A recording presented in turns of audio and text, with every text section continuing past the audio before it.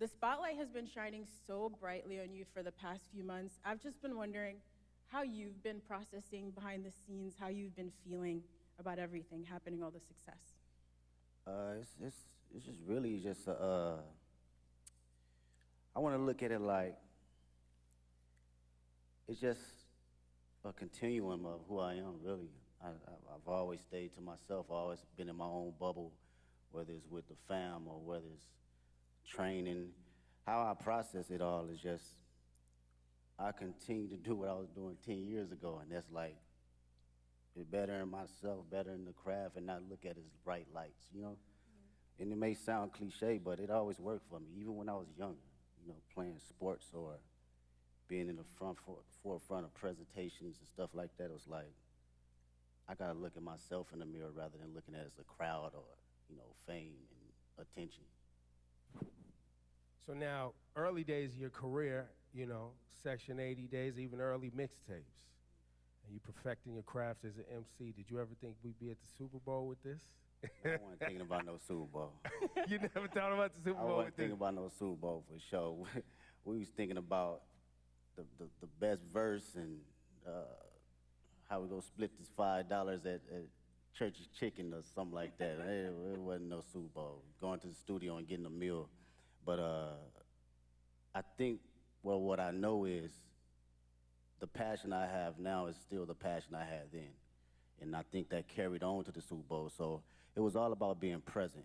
As long as I was present in the studio and present in whatever that line was or whatever that mistake was, rapping or doing hooks or choruses or whatnot, I was present in that moment. I felt that passion. I think being present and not actually foreseeing everything kept me in the grounded state of mind in order to be at, you know, big stages like this. I think we felt that presence and that focus in your work for the past 15 years. Like Ebro said, going all the way back to projects like Overly Dedicated. And so seeing you perform with Dr. Dre at the halftime show 3 years ago, we already felt like that was the most hip-hop, beautiful halftime show ever. And now for you to come back and be the first solo hip-hop artist to headline, how does it feel being the artist to hit that milestone? And, you know, just your thoughts on what that means about hip-hop's progression and impact over the years. But that shit, it made me think about, like, the grind of it. You know what I mean? A lot of people don't see, like, the story before the glory, man. And that shit is like shuffling out your mixtapes and, you know, going to neighborhoods and parties and performing there, hole-in-the-wall spots. It reminds me of the essence and the core response of rap and hip-hop and how far it can go. So for me, that should mean everything because it puts the culture on the forefront where it needs to be and not minimized to just a catchy song or verse. This is a true art form. So to represent it on this type of stage is like everything that I've worked for and everything that I believe in as far as the culture. Like, I live and die by it. This shit done changed my whole family life, so I don't take it for granted at all as far as an art form, you know? It feels like that was a lot what this year was about too, right? Like you, I guess, you know, you took it and put it on your back and you felt like a line needed to be drawn, right?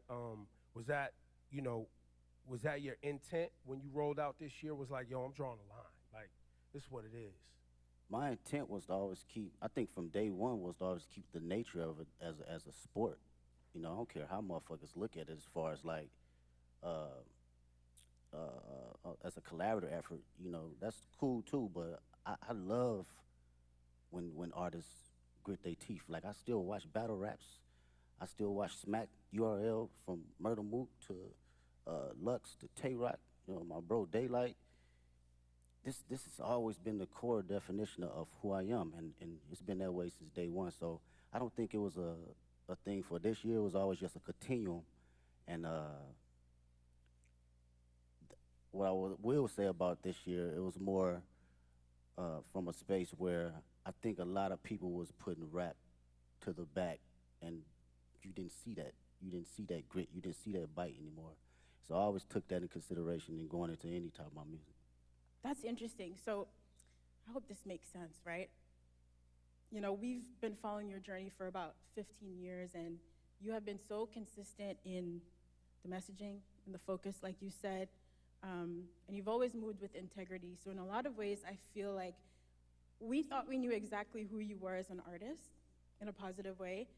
And then last year, it felt like you unlocked a whole new dimension for us. But that person, like you said, was always in there. But I'm wondering, do you still surprise yourself sometimes? Did you surprise yourself last year, or was it just us, the fans, with our jaws on the floor, just stunned?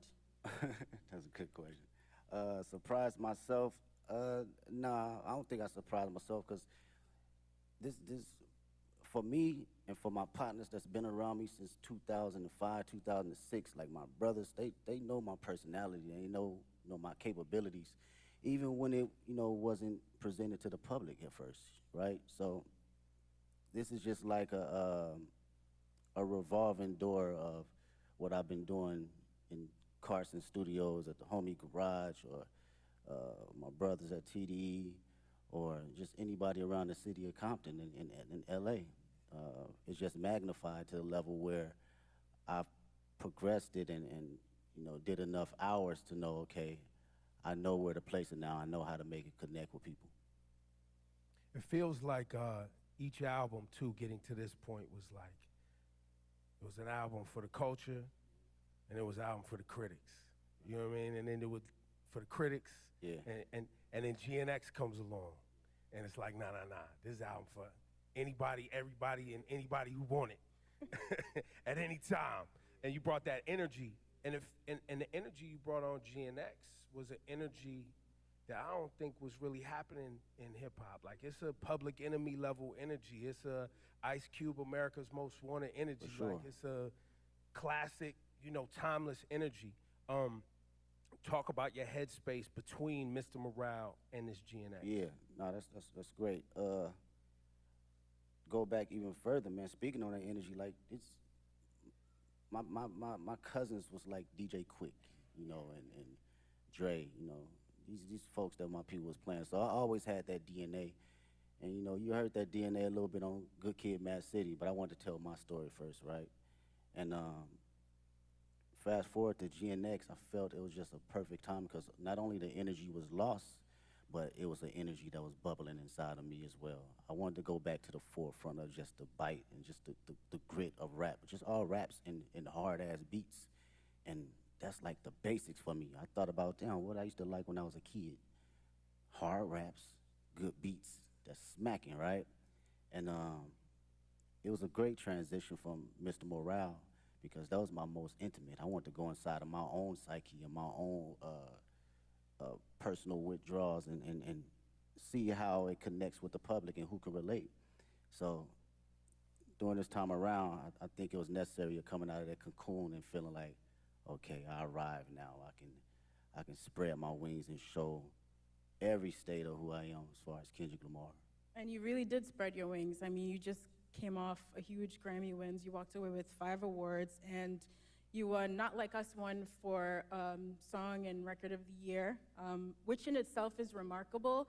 But I think for people who love and respect hip-hop and the roots of this culture, the competitive spirit of it, it has been a little bit mind-bending that you created this massive cultural award-winning anthem out of a battle rap song. And how is that something, after you got off that Grammy stage, you got home in some quiet time, what was going through your head?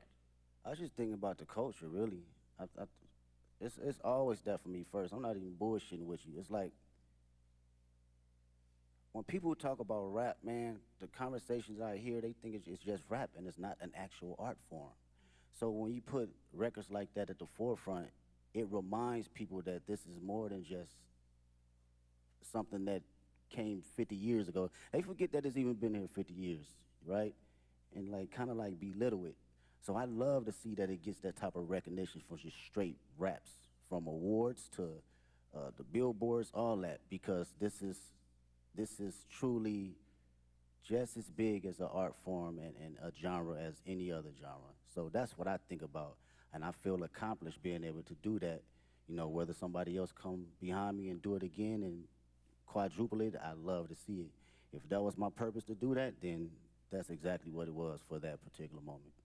I think people often miss the significance of that Record and Song of the Year award. because that Song of the Year award is a songwriters award. Like, it's not just the biggest song. It's like someone wrote a Exactly. song, and you as a songwriter, when you see your name up there and it's written by Kendrick, and that's it. Yeah.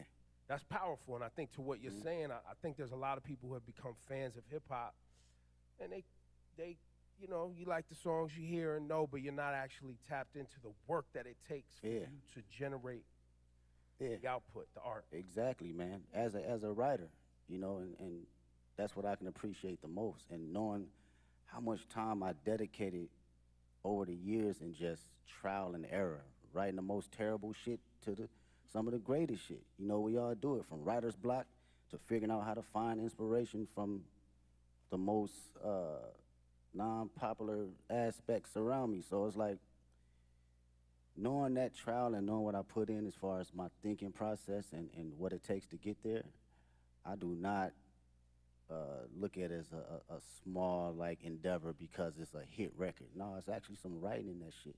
You know, whether it connect with you on a spiritual level, whether it connect with you on a comedic level, whether it connect with you just on a personal dynamic, it's still from a writer's point of view.